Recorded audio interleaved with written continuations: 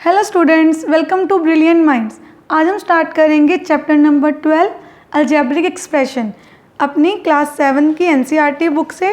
देखिए algebraic expressions क्या होती हैं। सबसे पहले तो हमें एक बार ये समझना है कि अलजेब्रिक एक्सप्रेशन है क्या। फॉर एग्जांपल आपके पास कुछ नंबर और वेरिएबल्स के साथ कुछ टर्म्स दी होंगी, जब उनको हम प्लस माइनस करके साथ में इकट्ठी टर्म्स लिखते हैं तो वो एक अलजेब्रिक एक्सप्रेशन बन जाती है। कैसे? जैसे ABCD A to Z सारे वेरिएबल्स हैं और 1 2 3 सारे कांस्टेंट टर्म्स हैं।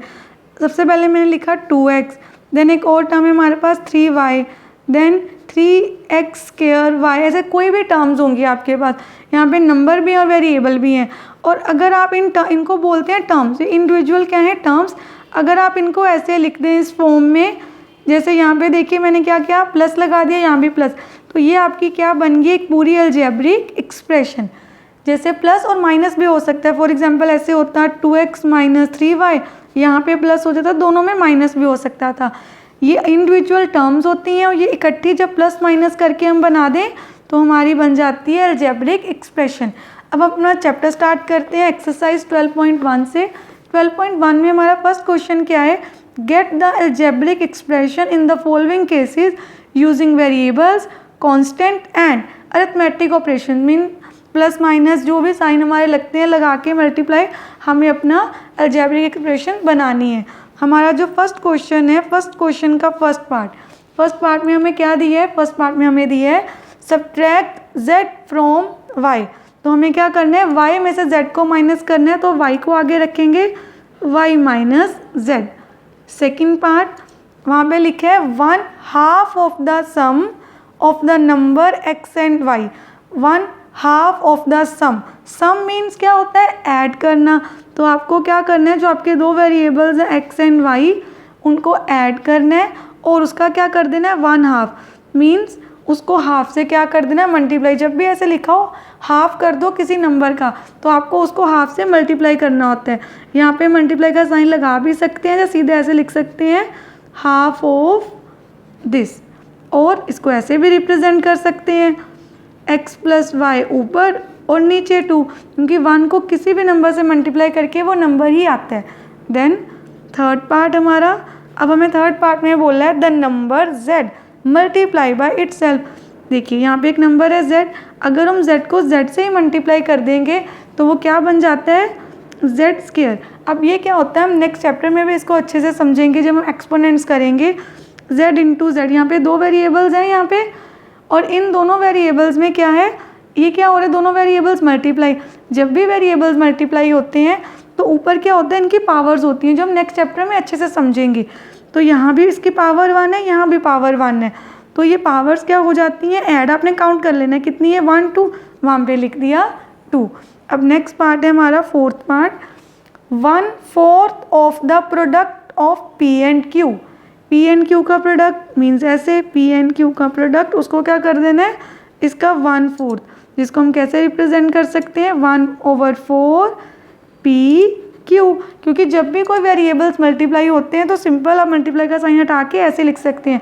PQ का मतलब ये है कि P इंटू Q, वो Q से मल्टीप्लाई हो रहा है। प्लस माइनस लगा हो तो हमें पता चल जाता है डिफरेंट टर्म्स हैं, ये एक ही टर्म होती है जब मल्टीप्लाई का साइन है। हमारा फिफ्थ पार्ट क्या है, number x and y both squared and added.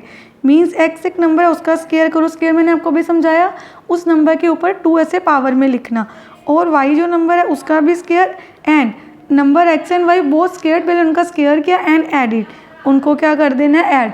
तुम्हारी एक्सप्रेशन बन गई x square plus y square.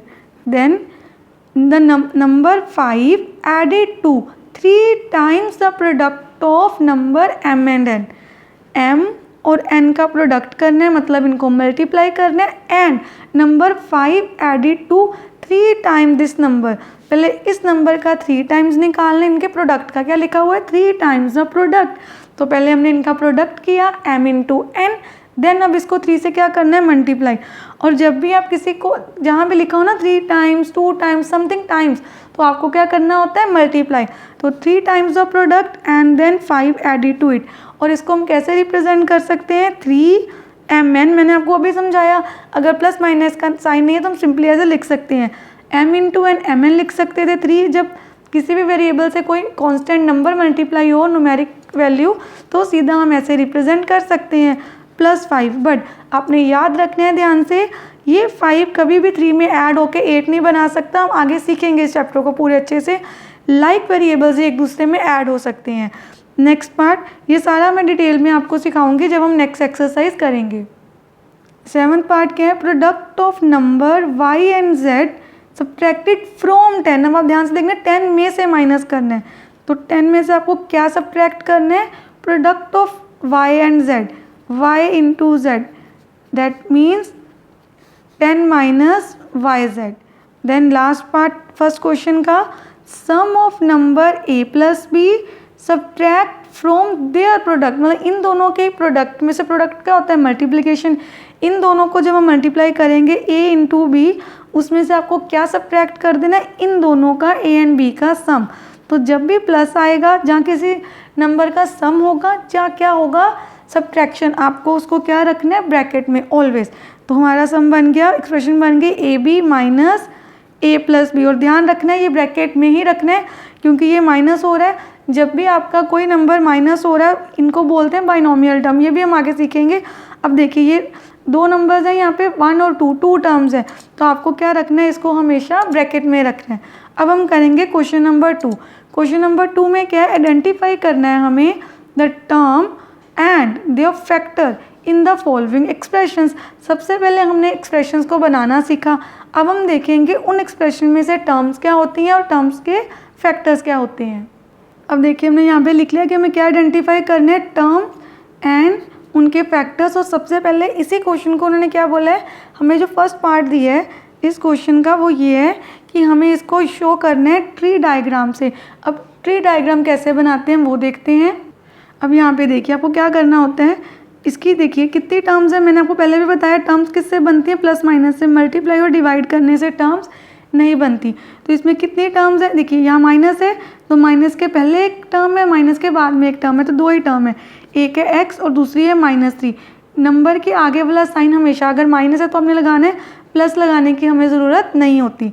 Then ये हमारा सेकंड पार्ट है, बी पार्ट। इसमें देखिए कितनी टर्म्स है हमारे पास, 3 टर्म्स, 1x एंड x²। अब आपने देखना है ये हो गई टर्म्स। अब टर्म्स के फैक्टर क्या होते हैं, इसमें तो आगे कोई फैक्टर नहीं थे, सिंगल ही टर्म थी। यहाँ पे 1 और x तो सिंगल है, पर x के ऊपर पावर है स्क्वायर, मीन्स में कितने स्क्वायर है, कितने x है, 2x है। तो आप यहाँ पे भी x लिखेंगे एंड यहाँ पे भी x लिखेंगे। सी पार्ट में अगेन यहाँ पे हमारे पास कितनी टर्म्स हैं, 2 टर्म्स हैं। अब आपको अच्छे से समझ आ गया होगा, यहाँ पे y एंड यहाँ पे -3। अब यहाँ पे हमने ध्यान से देखना है, y की पावर तो 3 है, तो यहाँ पे अब मैंने 4 क्यों बनाया, देखिए पहले तो y की पावर 3 है और यहाँ पे माइनस भी था। और किसी भी वेरिएबल के आगे अगर कोई नंबर नहीं है, जैसे 2, 3, 5, 8, 10, 20 कोई नंबर नहीं है, तो वहाँ पे 1 ऑलवेज होता है, चाहे वो पॉजिटिव 1 हो। यहाँ पे देखिए कुछ नहीं है तो ये पॉजिटिव 1 है इसके आगे, बट पॉजिटिव 1 हो तो आपको उसको फैक्टर में शो करने की कोई नीड नहीं होती। बट अगर -1 है तो यू हैव टू मेंशन, आपको शो करना है। तो यहाँ पे माइनस है तो हमें लिख देना है -1, -1 y और y, ये हो गए इसके फैक्टर्स। देन अगेन इसमें भी कितनी टर्म्स हैं आप सब बता सकते हैं इजीली, 1, 2।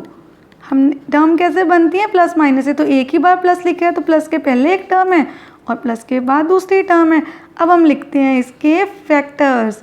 देखिए सबसे पहले 5, देन x और कितनी बार y आ रहा है, 2 टाइम्स, और यहाँ पे भी क्या होगा 7x एंड y, ये हो गए इसके फैक्टर्स।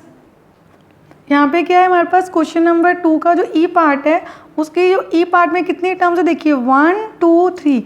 तो हमें क्या करना है, सबसे पहले हमें यहाँ पे टर्म्स लिखनी है, -ab + 2b² - 3a²। अब आपने यहाँ पे ध्यान से देखा होगा मैंने माइनस तो लिखा पर यहाँ प्लस का साइन नहीं डाला, क्योंकि प्लस डालने की कोई भी हमें नीड नहीं होती है यहाँ पे। देन अब यहाँ पे क्या आएगा, कितने यहाँ पे फैक्टर्स हैं, यहाँ पे हमारे पास 3, -1 a एंड b। मैंने आपको अभी समझाया, जब आपके पास यहाँ पे कुछ नहीं लिखा होता तो आगे क्या होता है 1, यहाँ पे क्या है नंबर है ऑलरेडी तो वो 2 ही आएगा, 2 b एंड b। यहाँ पे -3 a। जब आपके पास कोई नंबर है फिर तो वही एज इट इज़ ही आएगा आपका फैक्टर, पर जब कोई नंबर नहीं लिखा तो ऑलवेज 1 होता है वहाँ पे, ये ध्यान रखना है आप सब।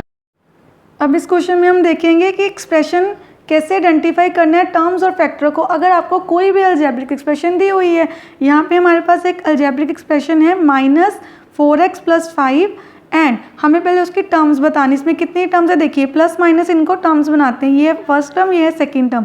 तो हम यहाँ पे लिख देंगे -4x आपकी एक टर्म है और सेकेंड टर्म है आपकी 5। अब इनके फैक्टर्स क्या हैं? फैक्टर्स हैं, इसके फैक्टर है -4 एंड x, इसका सिर्फ एक ही फैक्टर है दैट इज़ 5। अब इस पार्ट में देखिए यहाँ पे अगेन दो टर्म्स हैं -4x और 5y, और इसके फैक्टर क्या होंगे -4 एंड x, और यहाँ पे 5 एंड y। देन अब हम करते हैं नेक्स्ट क्वेश्चन।